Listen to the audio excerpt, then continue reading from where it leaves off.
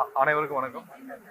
நேற்று எங்களுடைய தமிழக வெற்றி கழகம் சார்பாக எங்களுடைய தலைவருடைய அறிவுறுத்தின் பேரில் 234 சட்டமன்றத்தையும் அனைத்து சட்டமன்றங்களையும் நிர்வாகிகள் கூட்டம், அதாவது சட்டமன்ற வாரியாக தேர்தல் பணிக்கு தயாரிப்பு பணிக்காக செயல் வீரர் கூட்டம் நடைபெற்று முடிச்சு.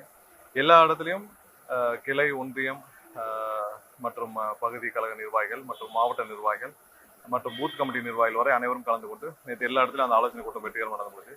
ஸோ தேர்தலுக்கான தயாரிப்பு பணிகளில் எங்களுடைய தலைவருடைய அறிவுறுத்தல் பேரில் முழு வீச்சில் தமிழக வெற்றிகம் தயாராகிட்டு இருக்கு. 234 தொகுதியில் தயாராகிட்டு இருக்கு. நேற்று நல்ல உற்சாகமாக நடந்து முடிஞ்சிருக்கு. கண்டிப்பாக அடுத்த வர்ற ஒவ்வொரு வாரமும் இது மாதிரியான பயிற்சி முகாம்கள், ஆலோசனை கூட்டங்கள் நடைபெறும். எந்த நேரத்தில் தேர்தல் வைத்தாலும் அதை சமாளிக்கும் அளவிற்கு கட்சியை தயார் பணியில் தலைவர் வைத்துக் கொண்டிருக்கிறார். நன்றி. வேற ஏதாவது கேள்வி?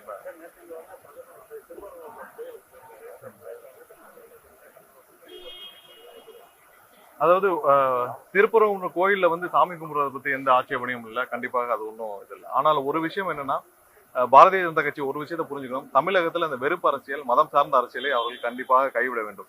ஏன்னா தமிழக மக்கள் என்னைக்கும் இந்து மக்களாக இருந்தாலும் அனைத்து தரப்பு மக்களும் எல்லாரும் அமைதியை விரும்பும் மக்கள். இங்க யாரும் மத சார்ந்த அரசியலை யாரும் செய்ய அனுமதிக்க மாட்டார்கள். ஸோ அதை கண்டிப்பாக தவிர்க்க வேண்டும் என்பது எங்களுடைய தலைமையான வேண்டுகோள். இன்னொன்னு, சட்டம் ஒழுங்கை கையில வைத்திருக்கும் திரு ஸ்டாலின் அவர்கள், திமுக அரசு கண்டிப்பாக பிரதமருடைய இந்த திருப்பரங்குன்ற விஷயத்துக்கு ஒரு சின்ன அறிவுறுத்தலையாவது கண்டிப்பாக தடுக்க முற்பட்டிருக்க வேண்டும். அப்படி அவர்களால் அது கூட முடியாத ஒரு பட்சத்துல ஒரு சின்ன அறிவுறுத்தலையாவது இந்த மாதிரியான ஒரு விஷயத்து சட்டம் ஒழுங்குக்கு முறையாக இருக்காதுன்னு சொல்லி பிரதமர் அலுவலகத்துக்காவது சொல்லியிருக்கணும். ஏன்னா இது சட்டம் ஒழுங்கு கண்டிப்பாக முதலமைச்சர் கையில இருக்கு. ஏன்னா எப்பயும் ஒரு பகுதியில இந்த மாதிரியான ஒரு மதம் சார்ந்த ஒரு அரசியலுக்கு யார் முற்பட்டாலும் அதை தடுக்கும் உரிமை அவர்களுக்கு இருக்கு. அந்த அறிவுறுத்தலையாவது கண்டிப்பாக முதல்வர் செஞ்சிருக்கணும். அதை கூட செய்யாது மிகவும் வருந்தத்தக்கது, கண்டிக்கத்தக்கது. ஏன்னா அவர் இதெல்லாம் பெரிதுபடுத்தி விட்டு இந்த மாதிரியான நிகழ்வுகளை எல்லாம் திமுக அனுமதித்து விட்டு பின்னாடி மதம் சார்ந்த அரசியல் திமுகவும் எடுக்கிறாங்களோன்னு ஒரு பயம் எல்லாருக்கும் ஏற்படுது. இது இவங்க 2 பேரும் சேர்ந்து வச்சுட்டு பேசிட்டு இது செய்யறாங்களான்னு தெரியல. கண்டிப்பாக திருப்பரங்குன்றம் அங்க இருக்கிற மக்கள், ஏன்னா நாங்கெல்லாம் அங்க இருக்கிற மக்கள் அனைவரும் அது அமைதியான பகுதியாக இருக்க வேண்டும் என்று விரும்புகிறோம். என்னைக்கும் அது திருப்பரங்குன்றம் ஒரு அயோத்தியா போன்று ஒரு சர்ச்சைக்குரிய பகுதியாக மாறுவதை தமிழக மக்கள் யாரும் அனுமதிக்க மாட்டார்கள். அங்க யாருக்கும் எந்த சங்கடம் கிடையாது. எந்த மத வழிபாடுகளும் இல்ல வேற எந்த மத வழிபாடுகளும் இல்ல அங்க இருக்கிற மசூதியின் வழிபாடுகளும் யாருக்கும் எந்த சங்கடம் கிடையாது. அமைதியாக தான் இத்தனை வருஷமா இருந்துச்சு. ஸோ அதே மாதிரி இருக்கணும் தான் விரும்புகிறோம். இதை திமுகவும் அவருடைய கடமையை உணர்ந்து செயல்பட வேண்டும். பாரதிய ஜனதா கட்சியும் அதை கைவிட வேண்டும் என்று கேட்டுக்கொள்வோம்.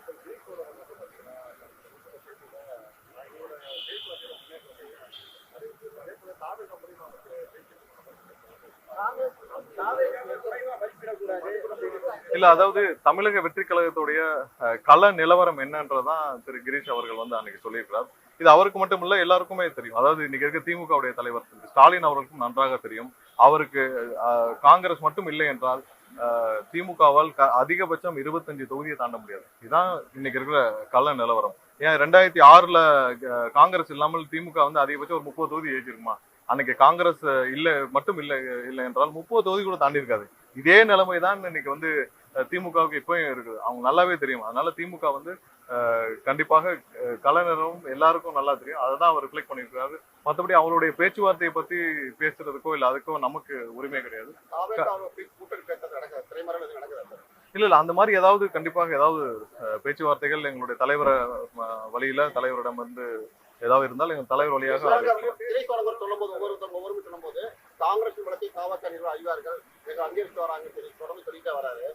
என்னன்னா, காங்கிரஸ் என்னைக்கு எப்பயுமே ஒரு நேச்சுரல் பார்ட்னர்.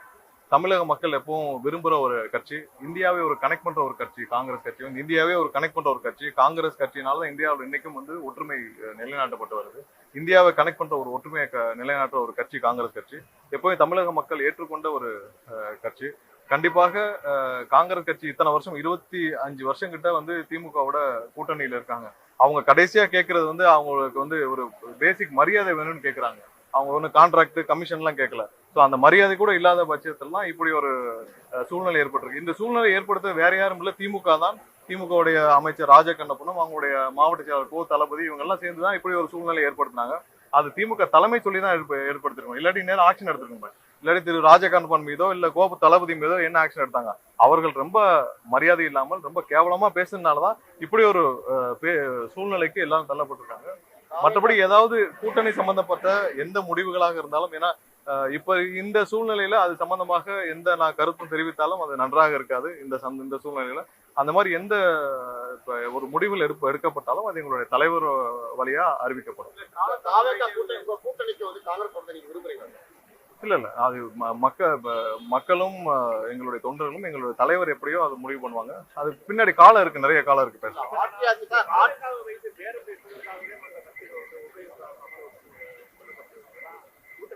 இல்ல இல்ல, அதாவது திமுகவிற்கு தமிழக வெற்றி கழகத்தை பார்த்த பெரிய பயத்துல தான் எல்லாரையும் கூட்டணியில் சேர்த்துட்டு இருக்காங்க. நீங்க வந்து தேமுதிகவை சேர்த்ததுல இருந்து நீங்க பாத்துக்கலாம். தேமுதிக வந்து எந்த காலத்திலயாவது திமுகவோட சேர்ந்ததுன்னு யாராவது நினைச்சு கூட பாத்துருக்க மாட்டோமா?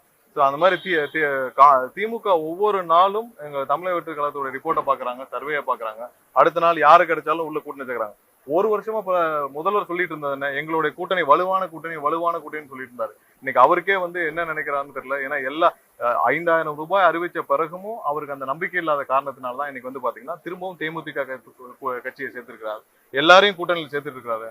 அவங்களுக்கு யாரு எந்த தலைவர் அந்த வழியா நடந்து போனாலும் கூப்பிட்டு கட்சியில சேர்க்கிற நிலைமையில தான் இன்னைக்கு திமுக இருக்கு. ஒன்னே ஒண்ணு, அவங்களுடைய நிலைமை தெரிஞ்சிருச்சு. அவங்களுடைய கட்சியின் நிலவரம் என்ன களத்துல இருக்குன்னு தெரியுது, எவ்வளவு ஆன்டி இன்கமெண்ட்ஸ் இருக்குன்னு தெரியுது. எல்லா தரப்பு மக்களிடமும் இன்னைக்கு திமுக இருக்கிற எதிர்ப்பு தெரியுது. அதனால கண்டிப்பாக திமுக என்ன முயற்சி எடுத்தாலும் இந்த தேர்தல் அவங்களுக்கு பாசிட்டிவா இருக்கு. ஒரு பலமான கட்சியா இருந்தா கூட்டணி கட்சியா ஆட்சியில் இல்ல இல்ல, ஒரு விஷயம் நீங்க எங்களுடைய கட்சி ஆரம்பிக்கப்படுறதுக்கு முன்னாடி இருந்தே நான் உங்க எல்லாருக்கும் தெரியும், தம்பி சீக்கிரம் வருகிறான்னு சொல்லி பல பேர் காத்துட்டு இருந்த நாட்கள் இருக்கு. எங்களுடைய கட்சியில் திமுக தவிர்த்து அனைவரும் எங்களுடன் கூட்டணி வைக்க வேண்டும் என்று ஆசைப்பட்டார்கள். ஆனால் எங்களுடைய கொள்கைக்கும் எங்களுடைய தலைவரின் வழியிலையும் தலைவர் செயல்பாடுகளிலும் எங்க தலைவர் போற வழியிலையும் யாரு வந்தால் பொருத்தமா இருக்குன்னு மக்களும் தொண்டர்களும் எப்படி நினைக்கிறாங்களோ அந்த மாதிரியான முடிவு தான் தலைவர் எடுக்க முடியும். எல்லாரும் கூட கூட்டணி வைக்கிறோம்னா அந்த முடிவுகள் எடுத்தால் அப்படி எங்களுக்கும் அவங்களுக்கும் ஒரு வேறுபாடு இருக்காது. யாரும் எங்களுடன் வந்து கூட்டணி வைக்க மாட்டோம், எல்லாரும் எங்களுக்காக காத்திருந்தாலும் ஆனால் யாரு வந்தால் பொருத்தமாக இருக்கும்னு மக்கள் எங்களுடைய தலைவர் மீது இன்னைக்கு 25% 40% அளவுக்கு மக்கள் வந்து இந்த ஒரு 2 வருஷத்துல 40% மக்கள் வந்து எங்க மேல முழு நம்பிக்கை வைத்திருக்கிறாங்கன்னா அவங்களுக்கு நம்பிக்கை கொடுக்கும் வகையிலான கூட்டணி தான் அமைக்க முடியும். அது அந்த கூட்டணி தான் கண்டிப்பாக அமைந்தால் எங்களுடைய தலைவர். எந்த காலதாமதமும் இல்ல. இன்னைக்கு எந்த கூட்டணி உறுதியாக இருக்குன்னு சொல்லுங்க, எந்த கூட்டணி இன்னைக்கு வலுவாக இருக்குன்னு சொல்லுங்க. நேற்று பிரதமரே சொல்றாரு என்டிஏ தலைமையிலான கூட்டணிங்கிறார். அடுத்த நிமிஷம் திரு எடப்பாடி அவர்கள் சொல்றாரு இல்ல அது வந்து அதிமுக தலைமையிலான கூட்டணிங்கிறார். இங்க இதுவரைக்கும் வந்து திமுகவுல யாருக்கு எவ்வளவு தொகுதி, என்ன நடக்குது எதுவுமே தெரியல. எதுவும் வந்து நாமினேஷன் தாக்கல் செய்த பிறகு கடைசி நாள் வரைக்குமே கூட்டணி மாறினதை நம்ம வந்து கடந்த காலங்கள்ல பாத்திருப்பீங்க. எதுவுமே காலதாமம் இல்லை. எல்லாம் கடைசி நேரத்துல தேர்தல் தேதி அறிவிக்கப்பட்ட பின்னர் கூட பல மாறுதல்கள் இருக்கலாம். இல்ல யாரும் வெயிட் பண்றது இல்ல. நீங்க இன்னைக்கு இருக்கிற எந்த விஷயத்திலும் நீங்க உறுதியாக யாருக்குமே இல்லைன்னு சொல்றேன். இப்போ வரைக்கும் நீங்க அதிமுக கூட்டணியில் இருக்கவங்க அதிமுக தலைமையிலான ஒரு கூட்டணியா இல்ல பாரதிய ஜனதா தலைமையிலான கூட்டணியான்னு தெரியல. நேத்தே பாத்தீங்கன்னா பல இடங்கள்ல போஸ்டர்கள் பாக்குறோம் மதுரை முழுவதும். எங்கேயுமே அது வந்து அதிமுக போஸ்டர் மாதிரி இல்ல, அதுல பாரதிய ஜனதா கட்சியின் போஸ்டர் மாதிரி இருக்கு. எங்கேயுமே வந்து அம்மாவும் இல்லை, புரட்சி தலைவரும் இல்லை, அண்ணாவும் இல்லை. முற்றிலுமாக பாரதிய ஜனதா கட்சியாக மாறிய பெரியாரையும் தூக்கி மாற்றப்பட்ட ஒரு அதிமுகவா இருக்கு. எந்த கூட்டணியும் இன்னைக்கு உறுதியாக இல்லை. ஆனால் கண்டிப்பாக எங்களுக்கு மக்கள் ஏற்றுக்கொள்ளும் கூட்டணி அமைந்தால் எங்களுடைய தலைவர் கண்டிப்பாக அறிவிப்பார். இல்ல, நான் வந்தப்போ உங்கள்ட்ட சொல்லிட்டேன், 234 தொகுதியிலும் எங்களுடைய தலைவர் எங்களுடைய கட்சியை தயார் செய்து வைத்துக் கொண்டிருக்கிறார். கண்டிப்பா நாங்களும் 234 தொகுதியிலும் தயாராக இருக்கிறோம். கண்டிப்பாக நல்ல கூட்டணி, மக்கள் விரும்பும் கூட்டணி அமைந்தால் அதை அறிவிப்போம்.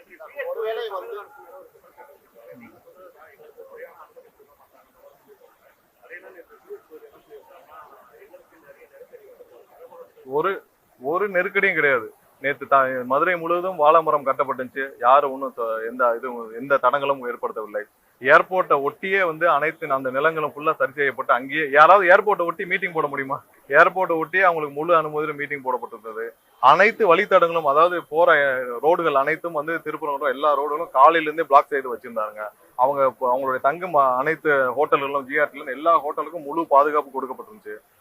அவர்களே யாரும் வந்து யாராவது அனுமதி கொடுத்தோம் இது வரைக்கும் கேட்டு பாருங்க. மதுரையில யாராவது இருந்தா நீங்க உங்களுடைய அங்க இருக்கிற எஸ்பிகிட்டையும் கமிஷனர்ட்டையும் கேட்டு பாருங்க.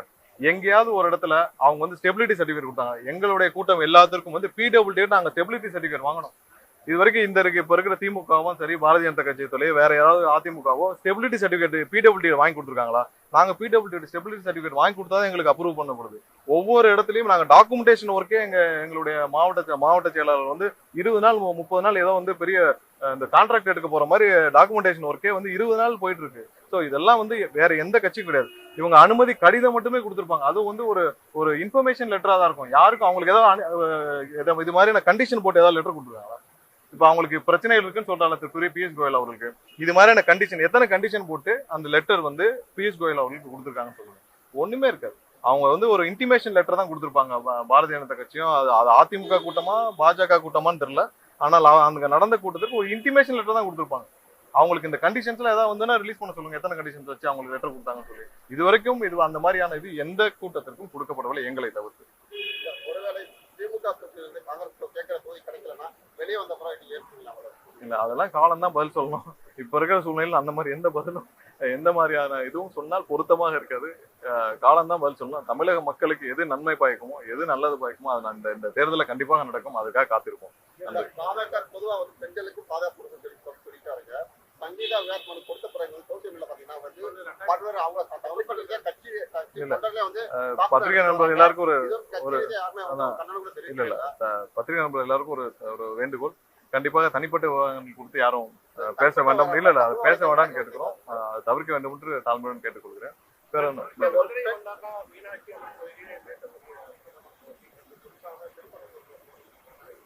இல்ல அதுதான் கடுமையான கண்டனத்திற்குரியது. ஏன்னா திருப்பரங்குன்ற கோயில வந்து சாமி கும்பிட போறதை பத்தி யாரும் வந்து இங்க ஆட்சேபனை தெரிவிக்கவில்லை. ஏன்னா நீங்க நேற்று பாத்தீங்கன்னா காலையில பெரியார் படம் இப்போ வரைக்கும் அதிமுக அதற்கு கண்டிப்பாக பதில் சொல்லி ஆகணும். பெரியார் படத்தை வைத்திருந்தவர்கள் எதற்காக அதை வந்து உடனே மாற்றினார்கள்னு பதில் சொல்லணும். ஏன்னா ஒவ்வொரு இடத்துலையும் நாங்கள் வந்து கண்டிப்பாக மதுரை மக்களும் சரி தமிழக மக்களும் சரி திருப்பரங்குன்றம் அமைதியாக இருக்க வேண்டும் என்று தான் விரும்புகிறார்கள் தவிர்த்து யாரும் அதை சர்ச்சைக்குரிய இடமாக மாற்ற வேண்டும் என்று யாரும் விரும்பவில்லை. இப்போ வரைக்கும் திருப்பரங்குன்றம் போனோம்னா எல்லா சந்தோஷமும் போயிட்டு இருக்கோம். இனிமேல் திருப்பரங்குன்றம் பேசினாலே ஒரு சர்ச்சையாக ஒரு நிலைக்கு அவங்க வந்து தள்ளிட்டாங்களோன்னு எல்லாருக்கும் தோணுது. கண்டிப்பாக இது கண்டனத்திற்குரியது.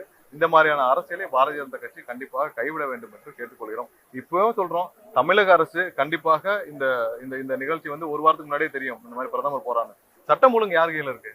இவங்க வந்து கண்டிப்பா கோர்ட்லயாவது போட்டிருக்கணும். இல்ல திமுக அரசு இதுக்கு ஒரு எதிர்ப்பாக தெரிவிச்சிருக்கணும். இல்ல அவர்கள் வந்து பிரதமர் அலுவலகத்துக்கு ஒரு அவங்களுடைய அறிவுறுத்தலையாக கொடுத்துருக்கணும். இது வேண்டாம், இது வந்து தேவையில்லாத சர்ச்சைக்குரிய இடமாக இருக்கும், நீங்க இந்த மாதிரி பண்ணாதீங்க, நீங்க இந்த மாதிரி பண்ணீங்கன்னா இங்க இருக்கிற தேவையில்லாத மக்களுக்கு தொந்தரவு ஏற்படும் சொல்லிருக்கணும்.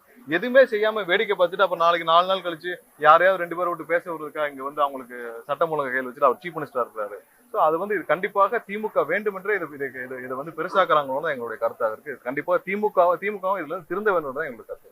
நன்றி. கண்டிப்பா நான் உங்க மக்கள் விரும்பும் ஒரு நல்ல தேர்தல் அறிக்கையா இருக்கும். அது எல்லாம் வந்து ஒரு நோட்டிபிகேஷன் வந்த பிறகு தான் பார்க்கலாம். நன்றி.